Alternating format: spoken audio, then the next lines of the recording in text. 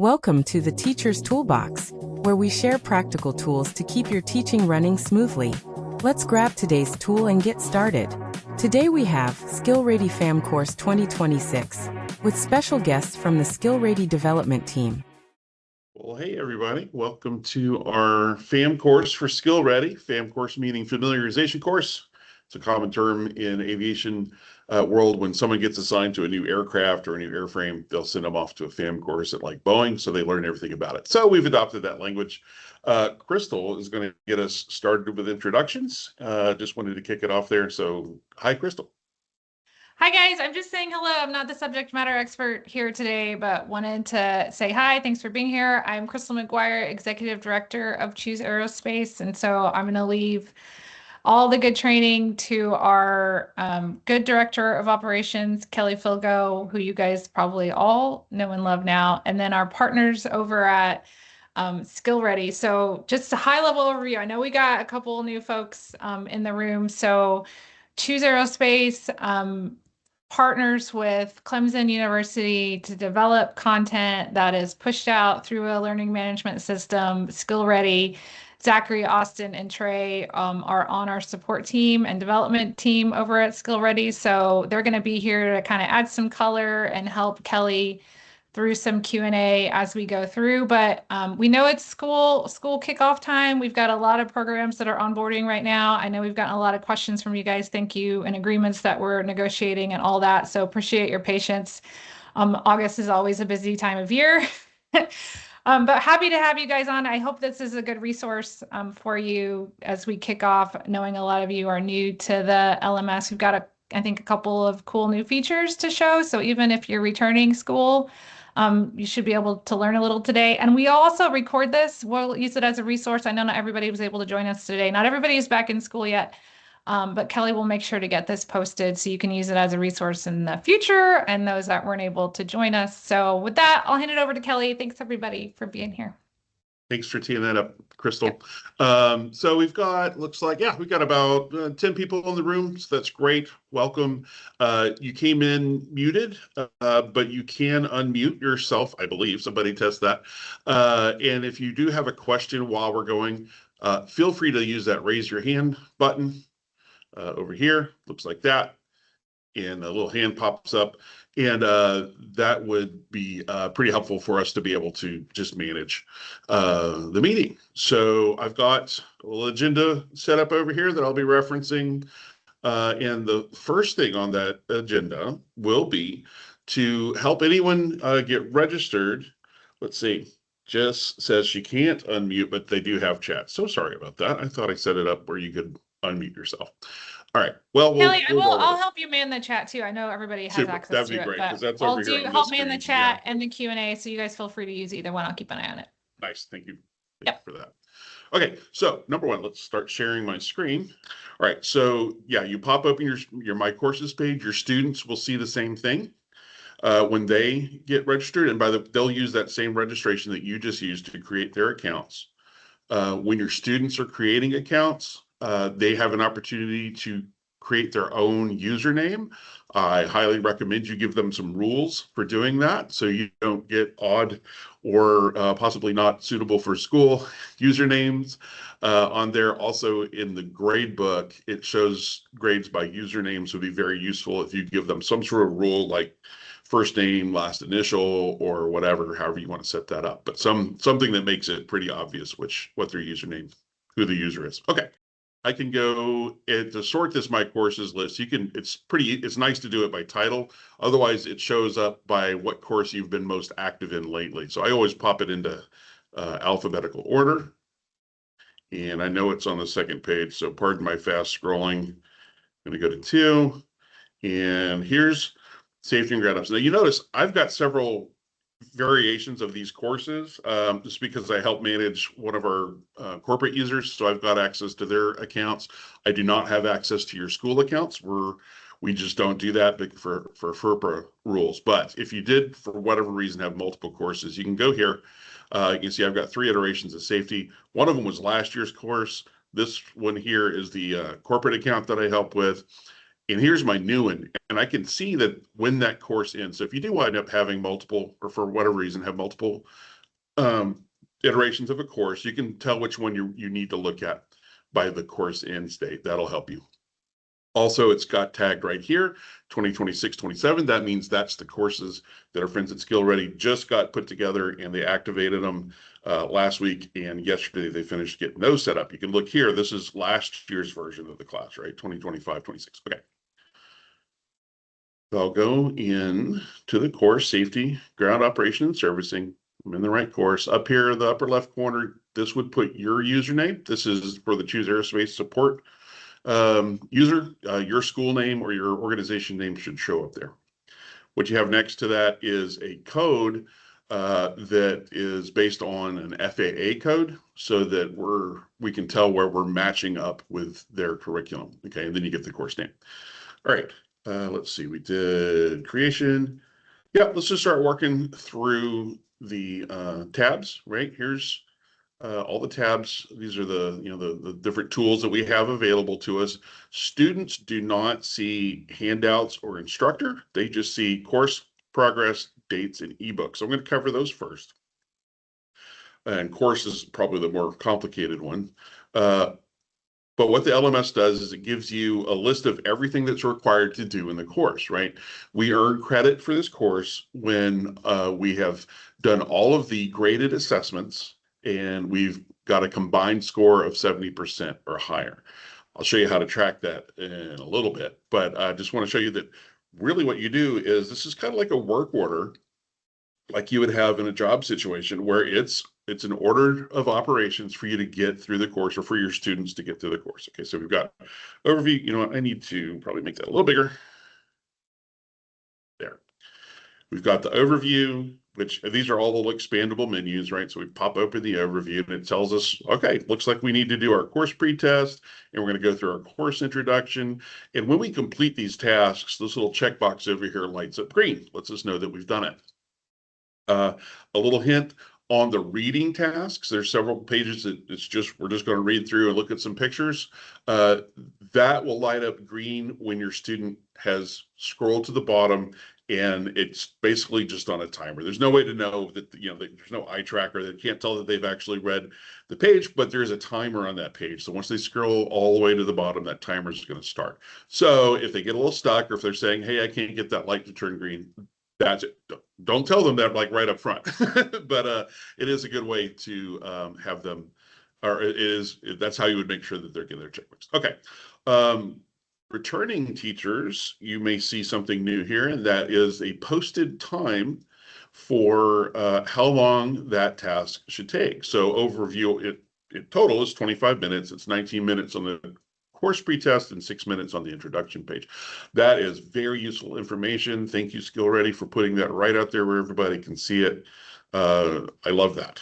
I love that new feature. So there's overview, so your student would work their way through that. When they're done with that whole chunk, that would light up green, and then they move on to the next one, right? So if you're using SkilRedi in a more independent study manner, then this is very useful. Just tell your students, keep working your way all the way through. If you're doing it as a group study, where we're all sort of sitting around doing a synchronous sort of thing, it's the same thing. You'll still work through these all the way through together. Let's go quickly into a lesson. The module introduction lists like the outcomes for the course, learning objectives, that kind of thing.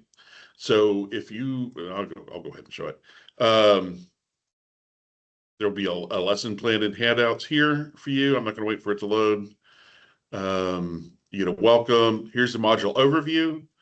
Here's our goal. So if you need language for your administration when you're filling out plans or having to file any kind of teacher plans or whatever, come here. This is a great place to get it. It's also in the instructor guides, which I'll talk about a little bit. We're going to focus mostly on the LMS today, but here's what we're going to be able to do, right? So if you have to fill out my, I can statements, that's where they are. Also some orienting questions for you. So if you want to do a little conversation starter to get students primed and ready for this information, get their brains ready to focus on what we're going to talk about, we provide those for you. That's really great right there.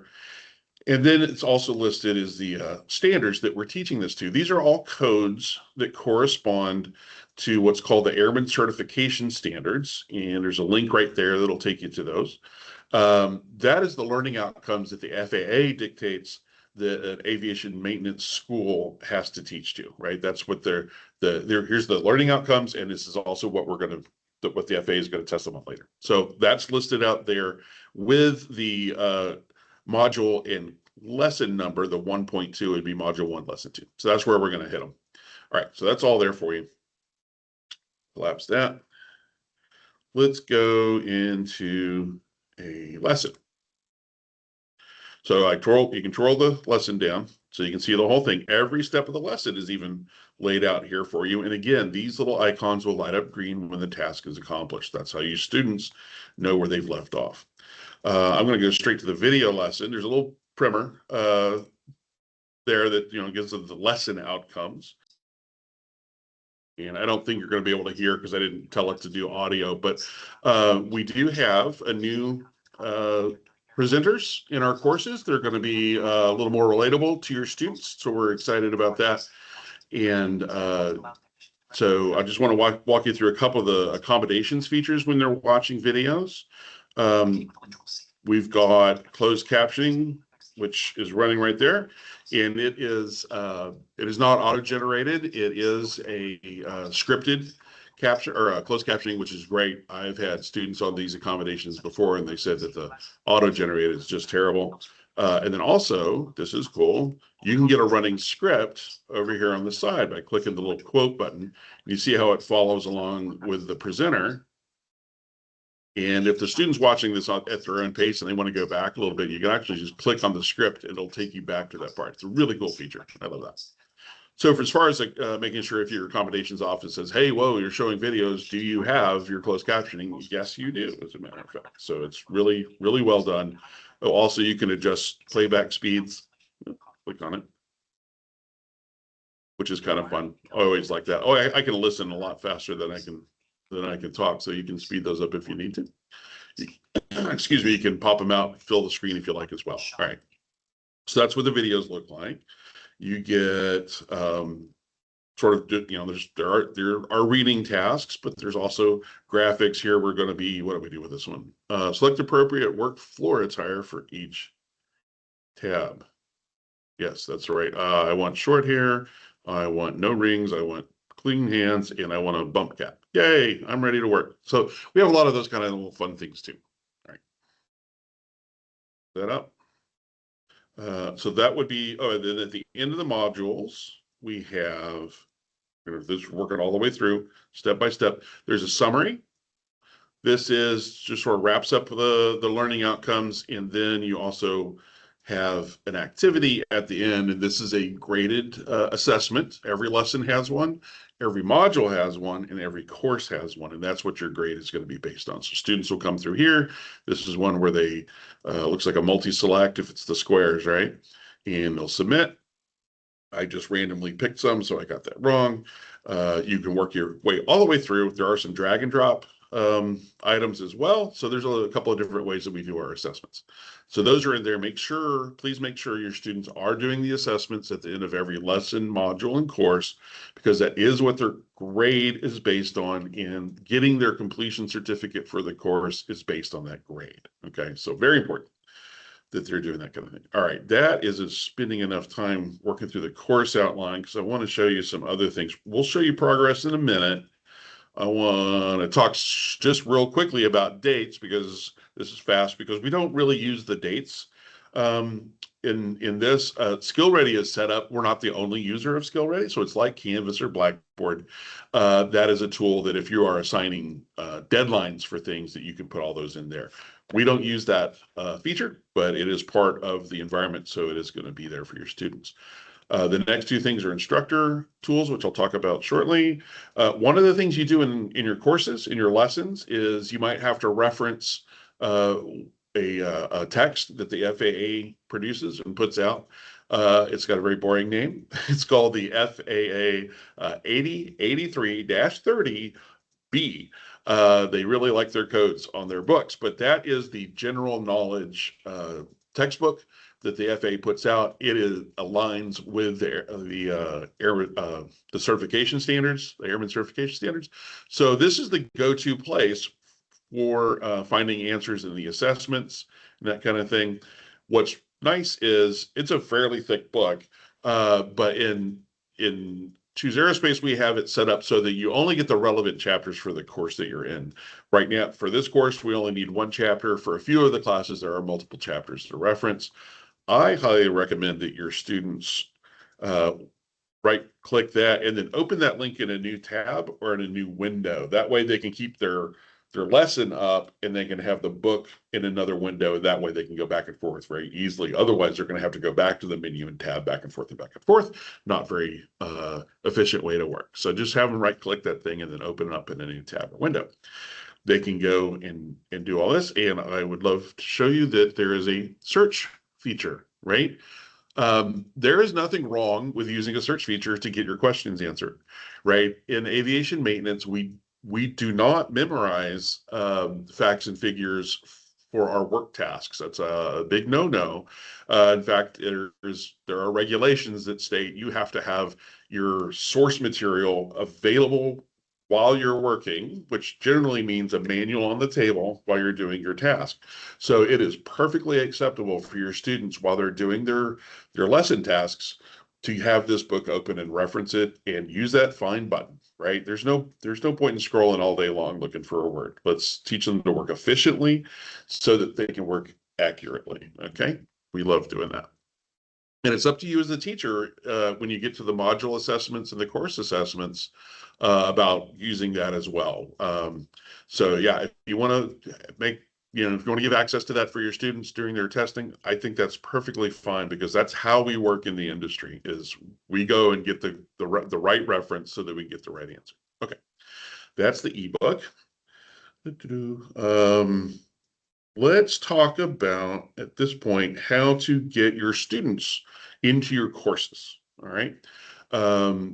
They will use that registration page that we did at the very beginning, and they will create their account. And then if you have not put them in any courses yet, their My Courses page will be blank. But you can put them in the courses before they create their accounts, this is a great time to do this before school gets started. And then that way, when they create their account, their course list will already be populated, which is nice for them to land on that and see that there's already work to be done. So let's talk about how we do that. I'm just going to pop back to course just to sort of reset. That is going to happen under our instructor tab. So we'll click instructor. We have a whole bunch of tools that we can use down here as an instructor. The first one, course info, just tells us how many people are registered. Everyone is registered as an honor student. That just means they're an active student and they are looking to get the certificate for the course. We don't really use audit students or anything else. So everyone should wind up in honor. This will give you course information. If you ever need to file a support ticket, which we'll talk about later, this is a good place to go to find, to let them know which course you're working in. All right, but to enroll students, we need to go to membership. This is where I enrolled everyone who's in the seminar. I'm going to enroll a couple of demo students that we have set up. I've already put in demo student 1, so I'm going to start with demo student 2. And you can either comma separate, or you can just enter them each on a separate line. Okay, so you want to leave these two things checked. Auto enroll is the feature I was just talking about. That way, if they haven't created their account yet, you can still enroll them in the course. And as soon as the account's created, bam, they're in the class, which is great. And of course, you do want to notify your users by mail to let them know that they're in there. And if they're not, correct me if I'm wrong, SkilRedi guys, if you auto enroll them, but they're not enrolled, they haven't created their account yet, do they get a notification email? That notify users by email, you'll have to check that box to send the actual notification out. Right. But auto enroll means if they don't have a platform account, they'll automatically be enrolled in the course once they do create that account. Right. I would also recommend here that you put your school's emails versus like a Gmail account. Oh, yeah. just for to be consistent. Yeah, as a rule, or as a best practice, and it may be a rule in your school. I'm sure they don't really like to have personal email accounts used for school business. So yeah, make sure they're using their student emails for sure. Then you would click enroll our demos, and look at this: successfully enrolled and sent email to the following users. If they had not created an account yet, they would have shown up in another list that says they will be enrolled as soon as they create their account. Okay, so that is how you get your students into your course. Yeah. Did And somebody? Kelly, you're also using their username here to enroll because you know their username ahead of time, but most likely the teachers will put the students' emails in instead. That's true because they won't know their usernames yet. That is a good point. But yeah, since I know who those demo students are, I just use their usernames. Thank you for saying that though. Yeah, email addresses is probably how you're going to do that. So you can use either one, but you're more likely to know the email address. Okay, cool. So they're in. Then let's talk about, while we're on this page, you can also grant people roles within the course. So if you're the administrator for your user case, right? You're at Central High School, and you're the name that you provided us to ask SkilRedi to set up your accounts. Kelly Filgo is considered the administrator, but you need to assign courses to your teachers. This is how you do that. You scroll down to the bottom, and I've already enrolled a whole bunch of teachers in this demo class. You would put their email here. Again, I'm just going to use the username for one of these demos just to show you. So demo student 2. You'll enter their name there. You've got a staff role that you've got to assign. There are some other roles that you can give them. Generally, staff is the one you want to give them. If they're going to be a teacher, they need that one. The only difference between staff and admin is that the staff member cannot add new members. Admin can. So you hit add staff, and there we go. Demo student 2 is now a staff member in this class, which means they can do grading. They'll get all the tools that a teacher has. I use a student here. Maybe we accidentally did that. You can revoke access over here. So I can take any of these people out of the staff role just by clicking that, and now they're gone. Okay, so that's how we do that. One thing I want to add here is the before you add a roles to someone for the course, like a staff or admin, they do have to have a platform account before you do that. Yes, that's true. They do need to have a SkilRedi account already created. They don't have to be enrolled in the course first. A couple of years ago, that was the case, but they've got it now, so that you can, as long as they have an account, you can directly assign a staff role to them. You will need to do that for every course that they teach. So let's go back to my courses. So you would have to assign that role through every class, and that also holds true for the students as well. There's not a global enroll. One of the reasons we do that is you don't necessarily want to enroll all your students in every class all at once, right? That's overwhelming for them. They have 12 choices to, which one am I in today? Also, I think it's better for classroom management. You don't want students to get in there and try and speed run, just click through everything as fast as they can just to get a minimum grade, right? We're going to help them make good choices about the pace that they're taking, so you can enroll them one class at a time if you like. It's up to you as the teacher how to go about doing that. We're going to now show you how to create cohorts. If you're a brand new program, you may only have one section of Choose Aerospace right now, or if you're, but if you have multiple sections, the grade book can get a little crowded with students, and we have a way to sort them out. So let's first show you how to get to the grade book, right? We're on the instructor tab, and we're going to go to student admin. That will then take us to where we hit view gradebook. So we can view the gradebook, and here's everyone that I enrolled. So if you see your name over here, it's because I enrolled you in this course this morning. And there you are. I will go back and take you out of these probably in a couple of weeks, just so that you're not all crowded up. But until your courses populate, I'll leave you in here. All right. So Zachary was kind enough to go in this morning and add a couple of completed assessments for demo student 1. So that's where those would show up. You can see how they're doing. And you can even override that grade. You go in to, you click that thing, and now I can say, the reason is I verified with oral exam that they knew what they're talking about. Some students, don't test very well on a computer, and you're the teacher. If you want to do an alternate method and just sort of quiz them and see how they're doing, that is fine with us. And hey, wow, they did pretty good, so we're going to give them 20 out of 24 points. All right, save grade. And it should have changed. Yes, now they got an 83% on that. So that's cool. That is how you do that. If you want to know what this activity is, yeah, you just click on the activity. It'll tell you up here. This was the module 1 assessment. This is from lesson 2, right? So it's an activity from lesson 2. So that is how you can tell which assignments those are. And then all the way down at the end, you've got their total grade. Okay, so there's how you can see how your students are doing. Okay, so let's talk about, yeah. If you want, sorry to interrupt you. If you want to switch from percentage to absolute value, there's a little drop down on the left, on the top left. Right there? You can switch to absolute and see the point values. See how that works? Nice. Okay, I didn't know that was a thing. Very good. Thank you for pointing that out. Okay, but let's say you've got multiple sections.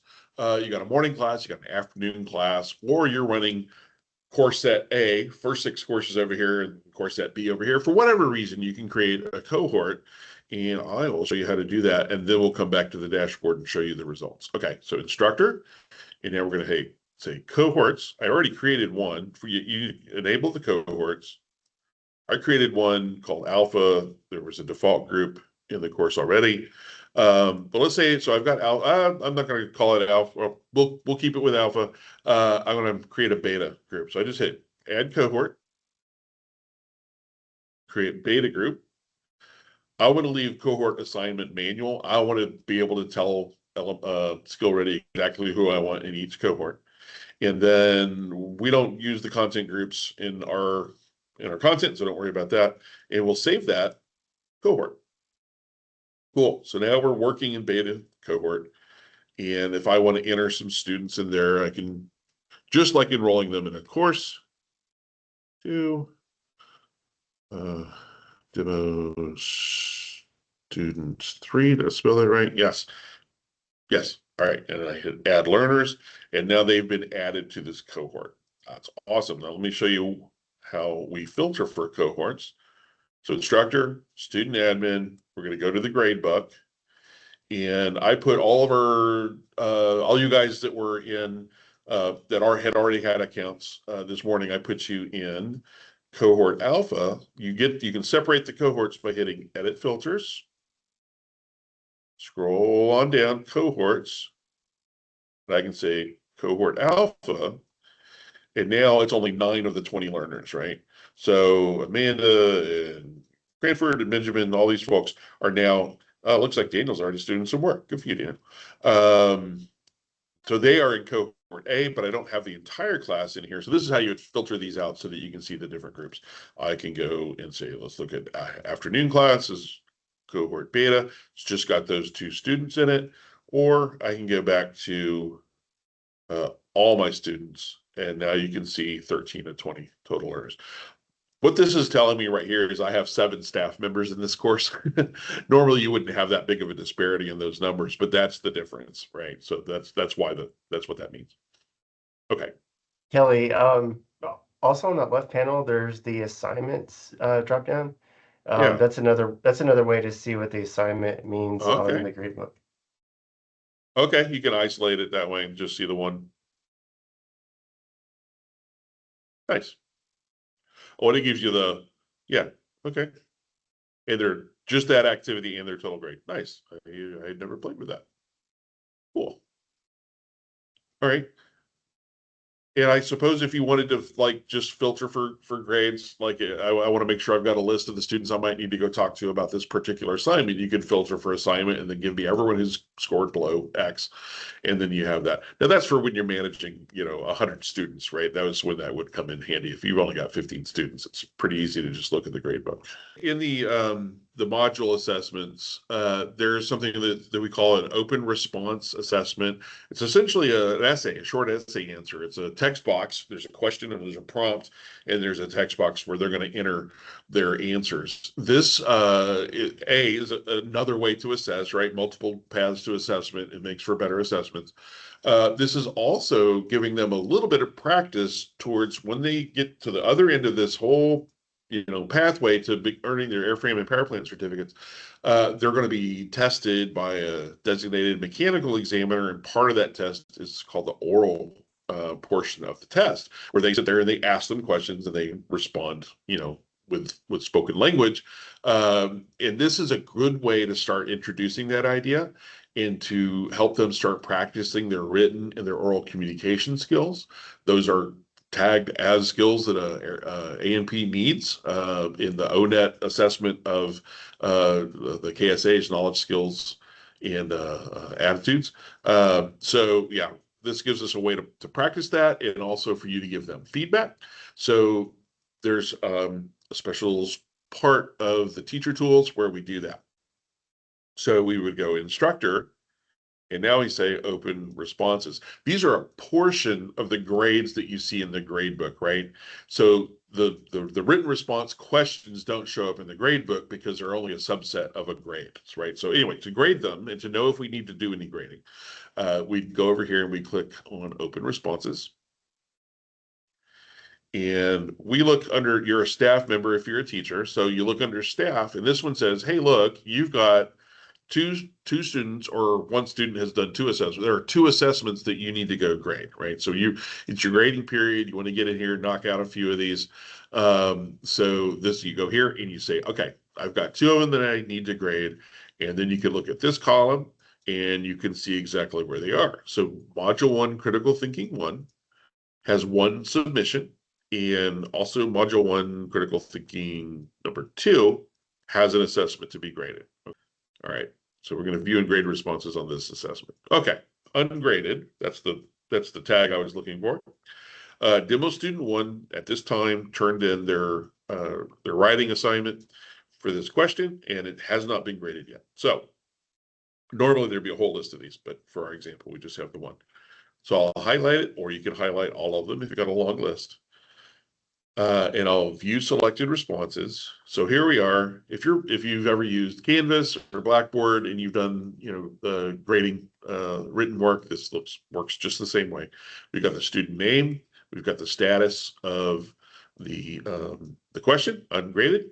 You've got the question here, and you've got the student's answer here, which is great. We can look at that, compare it. If you've taught this class 20 times, you've got, exactly what answers you're looking for. But if this is the first time you've taught this class, you may need a little help knowing if that is an ideal answer for this prompt. And let me show you how to do that.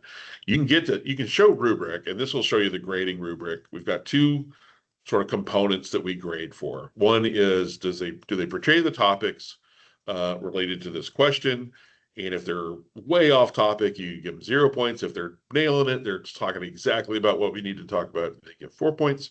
You can give them comments on that there. And then did they give us enough information? Were they on target? Were they on target, and did they give us enough? So again, that's a rating from 0 to that should be 4 points. But if you need a little help on the ideal answer, that is underneath the overall comments. The info button is where we've placed that. You click on it, and now you have the ideal answer.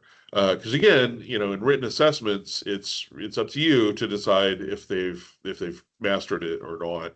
So we give you what we call ideal answers. That as long as the student is sort of in this neighborhood, then that's what we're after, and that's what we're looking for. Then you can give them overall comments right there after you've scored, and oh, sorry. So this is rubric, so there's no way to score it yet. I got to go into start grading. Now I have a place where I can click, right, and give them a score, and I can say great job, or I can give them tips on writing or whatever I need to do, and now I can submit that grade.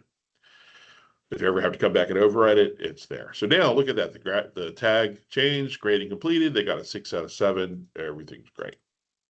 And when I go back to all the open responses, I now see that there's nothing under staff for that one, and one of them have received their final grade on it. So that's great. I can pop back into the grade book, and we would see the results. All right. Yeah, let's review progress. So you need to check out how your students are doing. As a group, I would look at the grade book for that. That's all in one, it's a quick way to see how they're doing in the course. Because you get not only how far they progress, but you get how well they're doing. But if you're going to advise a student, you can't necessarily throw the grade book open and have them sit down and look at their grades on the grade book, because we're exposing all the other grades as well. So we don't want to do that. So what we can do is go all the way back up to the top level. We can hit progress. And then now this shows my progress right now, because I'm viewing this as the staff member, right? See this view this course as staff member. So I've poked around in this class a little bit, and that's I'm 2% done. So this little blue bar goes all the way around in a circle as they collect those green check marks, right? This starts to populate and move its way all the way around to 100%.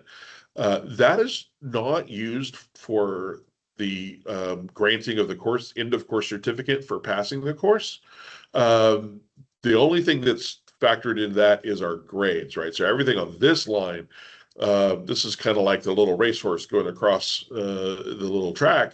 When the yellow box starts collecting points as they finish their assessments, when it crosses 70%, then their certificate status will light up and say, you've earned the course certificate.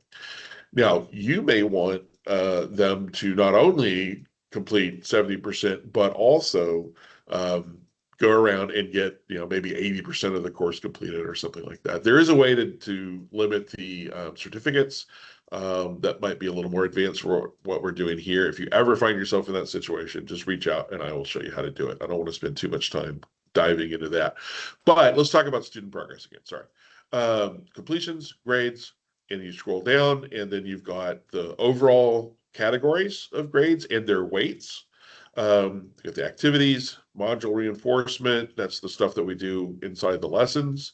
And then you've got post-test is a big old chunk of their grade. It's 40% of their grade. That's very common at aviation maintenance schools, where the final exam is a very high stakes final exam. So that's reflected here, getting them used to that kind of a thing. Now, the pre-test that they take, let them know right off the bat, it is no factor. There's no weight to that. What we're doing is collecting information about where did they start, where did they end, right? That way we can measure efficacy of the course and get some idea of, how well we're doing as far as delivering this content. So they take the pre-test, but it has zero weight. Tell them it's a no stakes thing, just do their best. And that should help alleviate a little nervousness. Now, I need to look at the individual student. So I'm going to view this course as a specific student. Now we know demo student 1 has some stuff in the grade book, so we'll take a look at that. If you've looked them up before, they'll be here, and you can just fast click it and you hit enter. Okay, now you can sit down with your student for advising, and you say, okay, it looks like you're 8% done, you're 15% on the grade.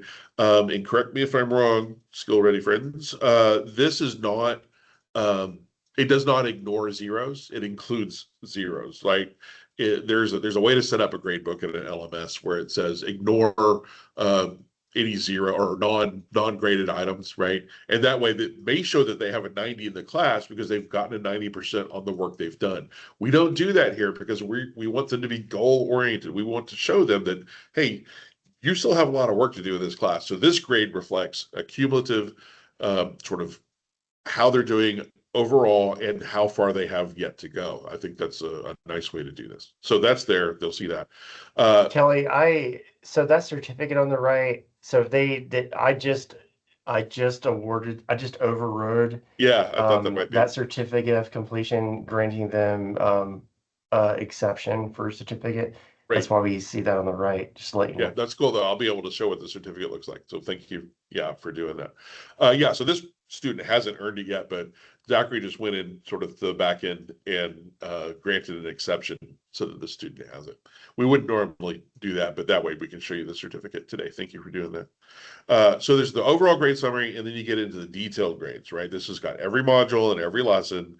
and it'll show the X out of Y score that they have, so we can see how they're doing.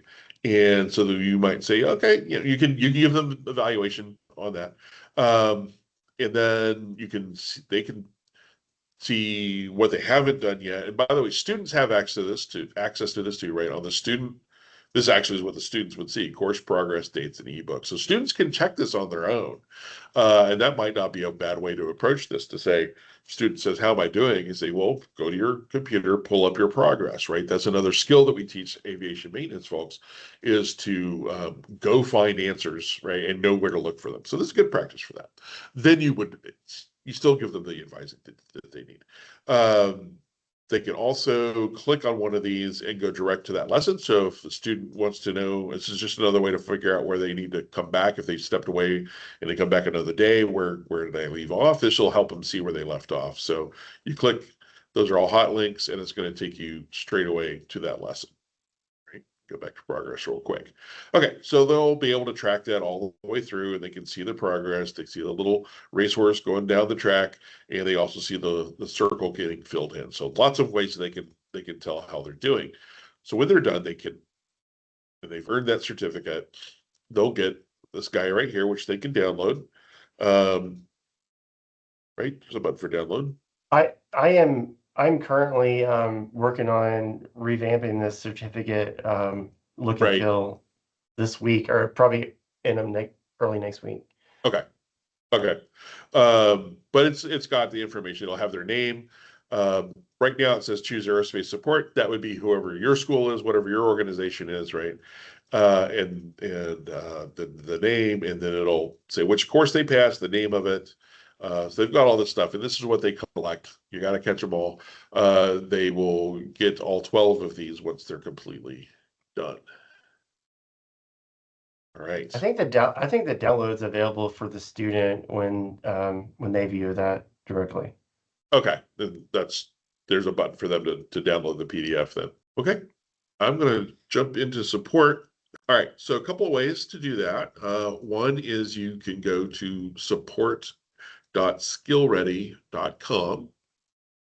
And that is a really extensive manual, basically online manual, searchable manual for all the tasks that you can do as a staff member or instructor, or if your students have questions about how to get some of their stuff done.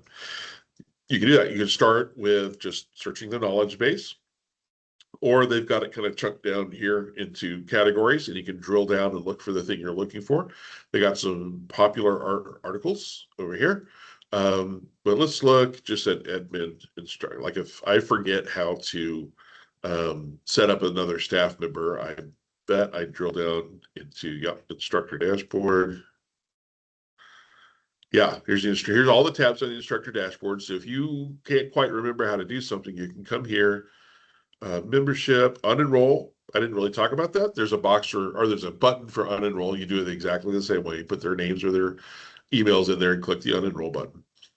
Batch enrollment, most of us aren't going to have to deal with that. We don't have 500 students to deal with, or bulk enrollment. Here we go. Look at it. I found it. How do I enroll instructor admin support for a course? So I click on that guy, and it'll give me all the things I need to know about how to do it. So there's a robust manual available for y'all. I would find and bookmark support.skillredi.com. Because you can find a lot of answers there on your own. Of course, if you get stumped, we are here to help and happy and glad to do it. You can do that a couple of ways. If it's a technical question, or if you find, I call them squawks, if you find something that you think, hey, maybe that's not quite the right answer, or if you find a sort of a practical problem, like this drag and drop doesn't seem to be working, maybe it's my browser, I don't know, any of that kind of stuff, technical support, or if you find something in the curriculum that you have, not a question like theory question, but like, I think this is wrong, then you would use an email address, support@skillredi.com. And remember, SkillRedi is always spelled SkillRedi. right? Because we spell things fun ways when we have them on the internet. So yeah, that's the support at skillredi.com. That is where you can send those kinds of questions or technical, problem reports. You're essentially creating a trouble ticket. That goes to one of a few people on the LMS team. You get an immediate auto-generated feedback that says, hey, we received your query and we're going to get to it and we'll get back to you. Just that's how you know that it got it onto the system. And these guys are great about getting back to you in a timely fashion with good answers. Of course, they'll be able to give you better answers if you give them the information, if you write up a good squawk ticket, then they will be able to help you even faster. I would include in that squawk ticket, obviously, a good description of the issue. I would, if it's, specific to a class, tell them what course you're in, module, lesson, any of that kind of like drill down detail. You can copy the URL for that particular page and put that in there so they can go directly to it. Feel free to do screen captures. I've had one guy use the video capture tool and like showed the steps. That was really helpful. The more information you can give them, the better. Austin, I see you nodding your head in agreement. So yeah, is there anything else that would be useful to you guys on the support team? Kelly, you did a great job summarizing all that. I would just add one thing: if you had a particular issue with a student grade book, that you provide the student's username. We can investigate that side of things. Knock on wood, we haven't had any real major issues with the platform, but as Kelly mentioned, screenshots are always helpful if there is something that is actually going on as far as errors are concerned. So we do want to look into those more deeply on the development side. So if there is some kind of error or anything, please do a screenshot of that. But yeah, I think Kelly, you did a great job summarizing all the different things there. I've Courses, sent a lot of people your way with with doing that. So yeah, yeah, we've got a good uh, process down now. So I yeah, love the love that. course information too. And like you said, the URL can give us a lot more metadata than you realize without you having to explain any of it to us. But that includes the course that you're looking at and all of that. Yeah. Okay. Okay. And it's always good to include like what browser and version you're using. That's helpful information. Even the platform, right? Windows or Mac or whatever, any of that kind of stuff. You're filling out an IT ticket. So that's really, they love all that kind of information. Um, let's see. Austin, Yeah. how many items should we send to support at a time? Like, should we send like 10 Uh, plus items or one item at a time? do you want them broken down? Like if you have 10 things, should you send 10 separate emails to keep them on topic or how's that? Yeah. I mean, it's a valid question. I'm not one to limit anyone. Whatever you feel like you need to do to get the information to us. Obviously, if there's a lot of separate types of problems, it may make sense to try and break it out into a separate request. But if your time is limited, we'll do what we can with the information that you give us. Okay. If you do have, we do receive requests that come in about the content, and those are going to our instructional design team. Most of the time, those requests come in, they tell us the course, they tell us the module, they tell us the question, etc. Um, but if you have separate inquiries about different courses, that might be an instance where I would say it would probably be helpful to have those split out into two different support requests because they may be tracked differently with different subject matter experts on the back end as we reach out to people to try to make sure that that content is both accurate and easy for the learner to understand. So Yeah. that would be my only point there. Yep. Okay. Great. Well, let's talk about a different kind of trouble or something you might need support with, and that is content support. Like, what does this mean? Oh, I don't understand this concept. I keep getting the wrong answer. What's going on? That's me. I will be happy to help you with that. That's not a support ticket for the LMS team, although I'm sure they'd help if they could, but it's just not really their wheelhouse. That's what I'm here for. I'm a taught at an A&P school for 10 years. I didn't teach all of these subjects, but I've taught most of them. And I can help you through with that kind of stuff. So when you get stuck on a thing, feel free to shoot me an email. You can also, I'm going to put this up on the screen. You can, and if you've ever gotten an email from me, you've got a link to this, but let me put this up here. And that is office hours.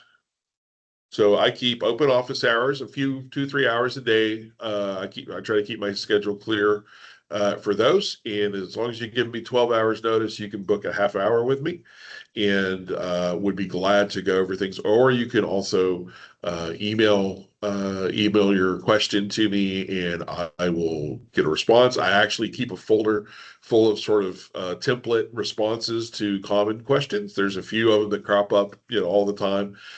So I've already got that saved off. I'll be able to get you the right answer very quickly on those. And always happy to help you out with content questions. There's a lot going on in aviation maintenance, and it's I don't know anybody who's an expert in everything. So that's please do reach out. All right, let me go. What's next? And leave it open for just a second if anybody does have any more questions. And I'm running over my agenda to make sure I didn't skip anything. But I believe we have covered all the topics that I wanted to cover today. So one more just moment for raised hands, and if not, we're going to call it a day. Just thank everybody for being here, and I hope it was useful to you. Again, reach out to me whenever you have a content question. Reach out to SkilRedi whenever you have a technical question. And I believe I'm going to stop my sharing now so I can say bye in person. That is it. Jess says, thank you, Kelly. Well, thank you, Jess, for being here. And thanks to everybody else. I think I'm going to go hit the end record button, and we're good to go. Thanks, y'all. Thanks, Zachary. Thanks, Austin. Yeah, thank you, SkilRedi team. Yep. Welcome. All right. Bye-bye. Thanks for joining us in the Teacher's Toolbox. Keep these tools handy, and we'll see you next time.